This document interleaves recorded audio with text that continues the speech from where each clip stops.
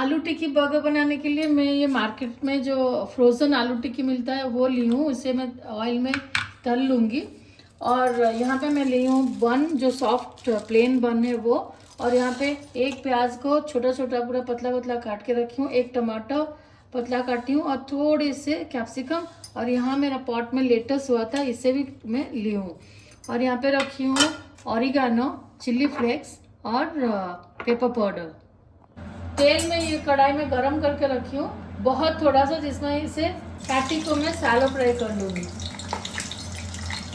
इसमें जाएगा अभी थोड़ी सी नमक, काली मिर्च का पाउडर बहुत थोड़ा सा चिल्ली फ्लेक्स, जितना आपको तीखा चाहिए उसी हिसाब से आप चिल्ली फ्लेक्स डालिए। और पेपर पाउडर भी, जो काली मिर्च का पाउडर है, और थोड़ा सा ऑरिगानो,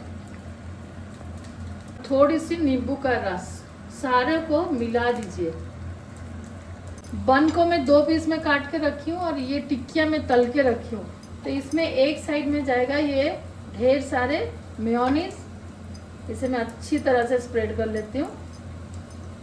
और एक दूसरा साइड में डालूंगी ये टमाटो केचप, पूरा अच्छी तरह से इसे स्प्रेड कर दूंगी। यहाँ डाली हूँ मेयोनीज और यहाँ टमाटो केचप। आपके पास अगर हरा चटनी है, हरा चटनी भी आप डाल सकते हैं एक्चुअली। इसके ऊपर जाएगा ये लेटस के पत्तियाँ, और इसके ऊपर ये सारे सलाद जो मैं बना के रखी थी, ढेर सारा, जितना आपको चाहिए आप अच्छी तरह से डालिए। ये हेल्दी भी बन के आएगा एक्चुअली।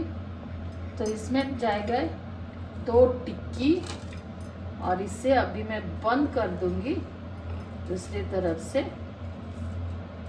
और ये बर्गर तैयार है आपके लिए। आपको नहीं लगता ये अच्छा टेस्टी बना होगा? आप बनाइए, खाइए और मुझे ज़रूर कमेंट बॉक्स में लिख के बताइए कैसे बना था। अगर आपको मेरी रेसिपी अच्छी लग रही है तो मेरे चैनल को सब्सक्राइब कीजिए, शेयर कीजिए अपने फ्रेंड्स के साथ और लाइक भी कीजिए।